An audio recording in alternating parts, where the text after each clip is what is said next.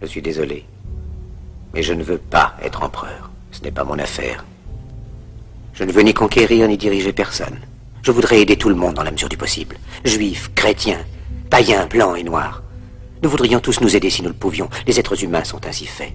Nous voulons donner le bonheur à notre prochain par lui donner le malheur. Nous ne voulons pas haïr ni humilier personne. Dans ce monde, chacun de nous a sa place et notre terre est bien assez riche. Elle peut nourrir tous les êtres humains. Nous pouvons tous avoir une vie belle et libre. Mais nous l'avons oublié. L'envie a empoisonné l'esprit des hommes, a barricadé le monde avec la haine, nous a fait sombrer dans la misère et les effusions de sang.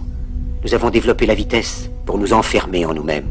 Les machines qui nous apportent l'abondance nous laissent dans l'insatisfaction. Notre savoir nous a fait devenir cyniques. Nous sommes inhumains à force d'intelligence. Nous ne ressentons pas assez et nous pensons beaucoup trop. Nous sommes trop mécanisés et nous manquons d'humanité.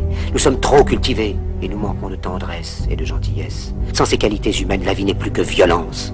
Et tout est perdu. Les avions, la radio nous ont rapprochés les uns des autres. Ces inventions ne trouveront leur vrai sens que dans la bonté de l'être humain, que dans la fraternité, l'amitié et l'unité de tous les hommes. En ce moment même, ma voix atteint des millions de gens à travers le monde. Des millions d'hommes, de femmes et d'enfants désespérés, victimes d'un système qui torture les faibles et emprisonne les innocents. Je dis à tous ceux qui m'entendent, ne désespérez pas.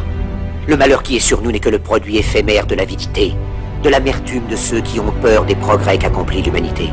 Mais la haine finira par disparaître, et les dictateurs mourront, et le pouvoir qu'ils avaient pris au peuple va retourner au peuple. Et tant que les hommes mourront, la liberté ne pourra pas périr.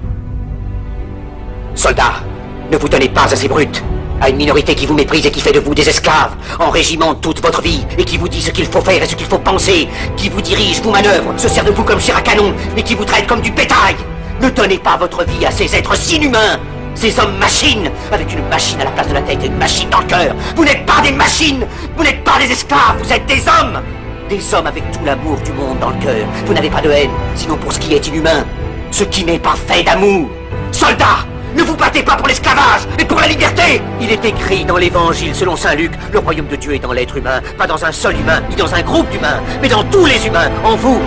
Vous, le peuple, qui avez le pouvoir de créer les machines, le pouvoir de créer le bonheur. Vous, le peuple, en avez le pouvoir de rendre la vie belle et libre, le pouvoir de faire de cette vie une merveilleuse aventure. Alors au nom même de la démocratie, utilisons ce pouvoir. Il faut tous nous unir. Il faut nous battre pour un monde nouveau, décent et humain, qui donnera à chacun l'occasion de travailler, qui apportera un avenir à la jeunesse et à la vieillesse la sécurité. C'est eux qui nous ont promis toutes ces choses, pour que vous leur donniez le pouvoir. Ils mentaient. Ils n'ont pas tenu leurs merveilleuses promesses. Jamais ils ne le font. Les dictateurs s'affranchissent en prenant le pouvoir, mais ils font un esclave du peuple.